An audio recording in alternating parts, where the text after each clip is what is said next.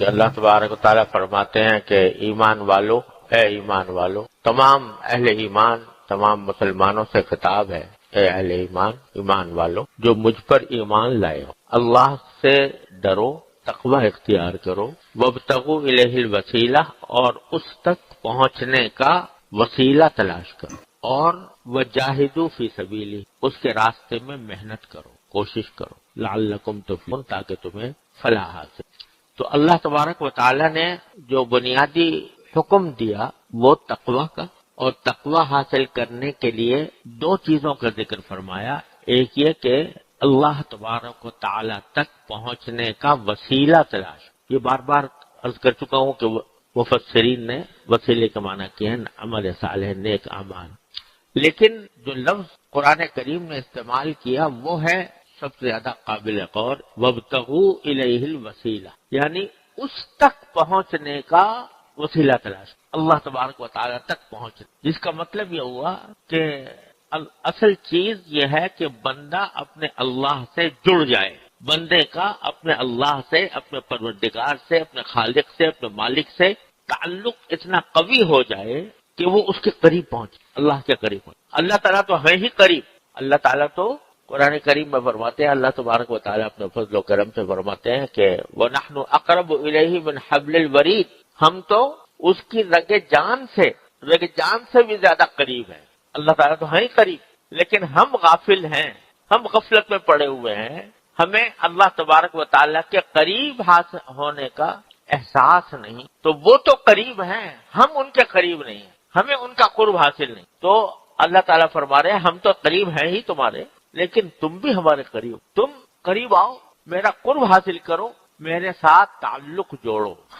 میں نے کبھی شعر بھی کہتا تھا، تو ایک مناجات کہی تھی کہ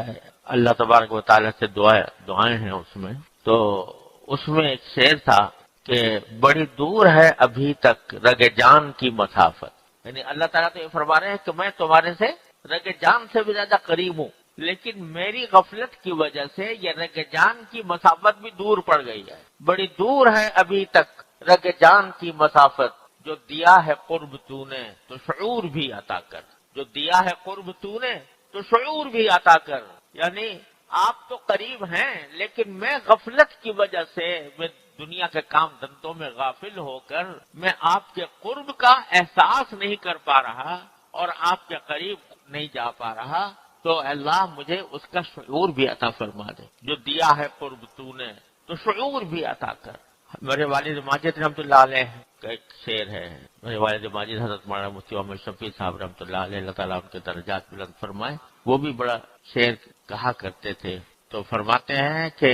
اللہ میں ہزار تجھ سے بعید ہوں، یہ عجب کہ تو میرے پاس ہے، میں ہزار تجھ سے بعید ہوں، یہ عجب کہ تو میرے پاس ہے، یعنی میں تو بھاگا جا رہا ہوں، غفلت کے اندر پڑا ہوا ہوں، آپ کے قرب کا احساس نہیں، آپ کے ساتھ تعلق میرا جڑا ہوا نہیں، لیکن آپ کہتے ہیں میں تمہارے قریب ہوں، نحن اقرب الیہ من حبل الورید، میں ہزار تجھ سے بعید ہوں، یہ عجب کہ تو میرے پاس ہے۔ تو اللہ تبارک و تعالیٰ تو ہے ہی قریب، نحن اقرب الیہ من حبل الورید، وہ ہمارے دلوں کے وہ بھید بھی جانتے ہیں جو ہمیں بھی پتہ نہیں، ہمارے دلوں کے وہ بھید بھی جانتے ہیں، لیکن ہم دور پڑے ہوئے ہیں اپنی غفلت کی وجہ سے، اپنی نادانی کی وجہ سے۔ تو اللہ تبارک و تعالیٰ فرما رہے ہیں کہ وابتغوا الیہ الوسیلہ، اب میرے پاس آنے کا وسیلہ تلاش کرو، میں تمہارے قریب ہوں، تم میرے پاس نہیں ہو، تم اپنے عمل سے، اپنے کردار سے، اپنے قول سے، اپنے فعل سے میرے قریب نہیں ہو، دور ہو مجھ سے، تو مجھے میرے قریب آنے کا وسیلہ تلاش کرو، تعلق میرے ساتھ مضبوط کرنے کا وسیلہ تلاش کرو۔ اور جتنے بھی اولیاء اللہ، صوفیاء کرام، بزرگان دین، جو بندوں کی اصلاح کے اوپر اللہ تعالیٰ نے جن کو مامور فرمایا اور جنہوں نے اپنے اصلاحی تعلق سے لوگوں کی اصلاح کی، ان سب کا بنیادی مقصد، بنیادی مرکز یہ تھا کہ بندے کا تعلق اللہ تعالیٰ کے ساتھ مضبوط کر دے، تعلق مع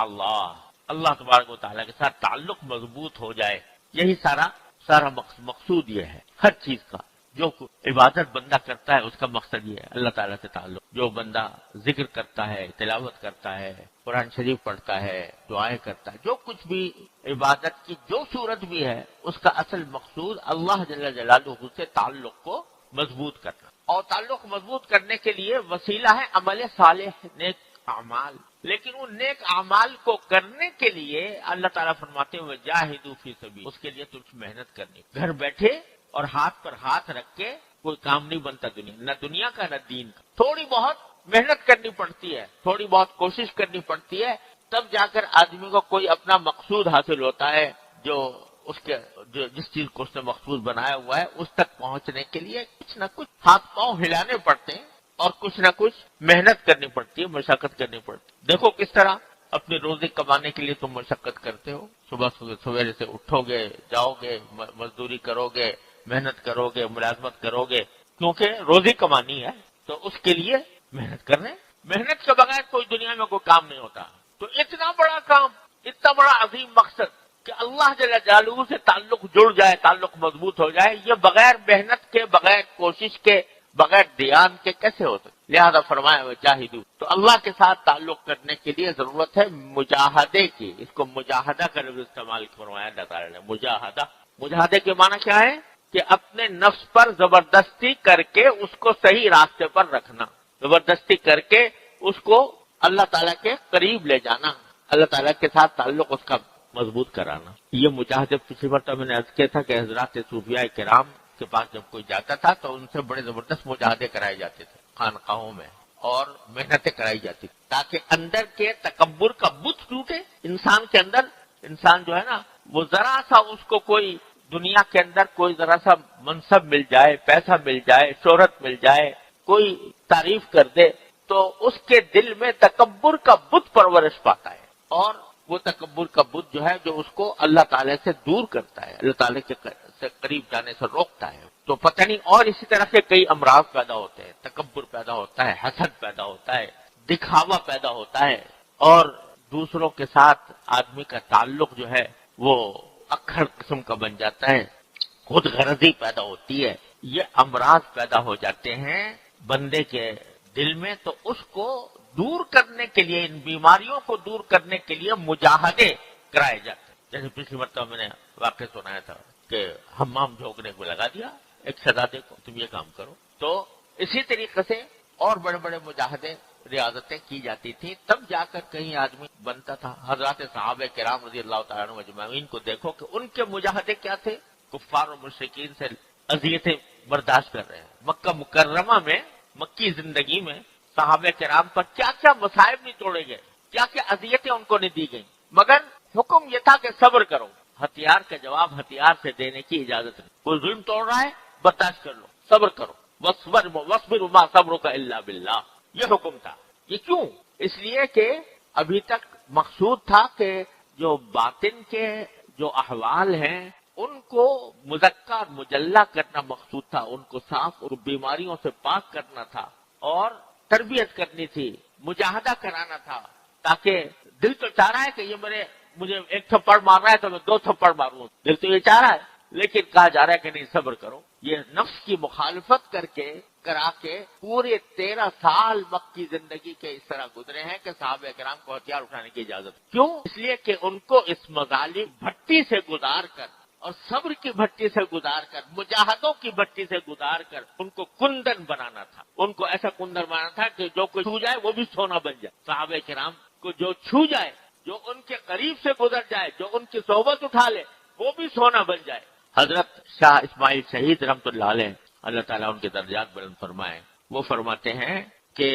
آپ نے دیکھا ہوگا کہ آج کل جب کسی بڑے عالم کی یا کسی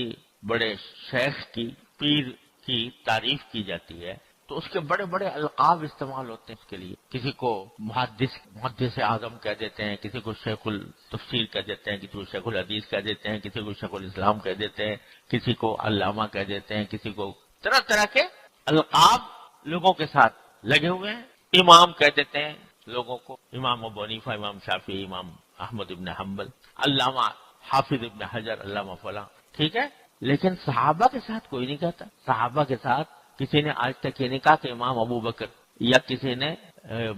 یہ کہا ہو کہ علامہ ابو بکر، یا کسی نے کہا ہو شیخ التفسیر ابو بکر یا شیخ الحدیث ابو بکر یا شیخ الاسلام ابو بکر، نہ حضرت عمر کے ساتھ اور نہ دوسرے صحابہ کرام، وہاں یہ القاب ہی نہیں چلتے۔ کیوں؟ اس لیے کہ تم جب ان کا نام لیتے ہو اور ساتھ میں رضی اللہ عنہ کہہ دیتے ہو تو اس کا معنی یہ کہ وہ صحابی ہیں، ہے نا؟ جب صحابی کہہ دیا تو سبھی کچھ کہہ دیا، جب صحابی کہہ دیا تو سبھی کچھ کہہ دیا، کیونکہ حاجت مشاطہ نے روئے دل آرام رہا، جس کا چہرہ ہی خوبصورت ہو کو میک اپ کرنے کی ضرورت نہیں ہوتی، سنگھار کرنے کی ضرورت نہیں۔ تو یہ حضرات صحابہ کرام رضی اللہ تعالی عنہم اجمعین، ان کا صرف یہ وصف کہ انہوں نے نبی کریم سرور عالم صلی اللہ علیہ وسلم کی صحبت اٹھائی، یہ وصف ہی اتنا بڑا ہے کہ اس کے اندر سارے محاسن جمع ہو گئے ہیں۔ جب صحابی کہہ دیا یہ صحابی ہے تو بس کیا مانا کہ اس کو کہہ دیا کہ یہ ولی اللہ کا ولی بھی ہے، یہ عالم بھی ہے، یہ فقیہ بھی ہے، یہ حدیث کا راوی بھی ہے، یہ عادل بھی ہے، اور سبھی کچھ ہے۔ حضرت معاویہ رضی اللہ تعالیٰ عنہ کے بارے میں حضرت عبداللہ ابن عباس کو سے کسی نے کہا کہ حضرت معاویہ جو ہیں یہ وطر کی صرف ایک رکعت پڑھتے ہیں، وطر ایک رکعت پڑھتے ہیں۔ حضرت عبداللہ ابن عباس نے جواب میں کہا دعہ فإنہ صاحب رسول اللہ، ارے چھوڑو بھی، کیا باتیں کر رہے ہو، وہ صحابی ہے رسول اللہ صلی اللہ علیہ وسلم۔ تو جو صحابی ہو گیا وہ ایسا ہو گیا کہ اس کے اندر سارے محاسن جمع ہو گئے، سارے کمالات جمع ہو گئے جو کسی انسان کے اندر کہیں سے ہوئے 13 سال کے مجاہدوں، 13 سال کے مجاہدے ان کے جو پہلے اسلام لائے تھے، اور جتنا بعد میں پھر جہادوں کے ذریعے مجاہدات ان کے ذریعے اللہ تعالیٰ نے ان کو کہاں سے کہاں پہنچا دیا کہ جیسا میں نے کہا تھا جو ان کو چھو کر بھی گزر گیا وہ سونا بن گیا، کندن بن کے نکلے صحابہ کرام۔ تو بڑے بڑے مجاہدات کیے گئے، صحابہ کرام نے کیے، تابعین نے کیے، تبع تابعین نے کیے، بزرگان دین نے کیے، اولیاء کرام نے کیے، صوفیاء کرام نے کیے، تاکہ دل سے جو نفس کی بیماریاں ہیں وہ دور ہوں اور اللہ تبارک و تعالیٰ کے ساتھ قرب پیدا ہو۔ تو اگر تھوڑی بہت مشقت کرنی پڑتی ہے، اتنی ہی مشقت کہ کسی اللہ والے کے پاس جا کے تھوڑی دیر بیٹھ جائے آدمی، اور اس لیے بیٹھ جائے کہ اس کی باتیں سنے اور اس سے ہدایات حاصل کرے کہ میں کس طرح اپنے آپ کو بیماریوں سے پاک کروں، کس طرح میں اپنے آپ کو اللہ تعالیٰ کے قریب کروں، یہ کم از کم اتنا مجاہدہ تو کر لے، اور کچھ نہیں تو صحبت کے ذریعے، بزرگوں کی صحبت کے ذریعے اللہ تبارک و تعالیٰ بہت تیزی سے اصلاح فرماتے ہیں، اور اس کے نتیجے میں انسان کے باطن کی بیماریاں جو ہیں، آدمی کو پتہ بھی نہیں ہوتا میں کس باطنی بیماری میں مبتلا ہوں، کسی شیخ سے تعلق ہوتا ہے تو پھر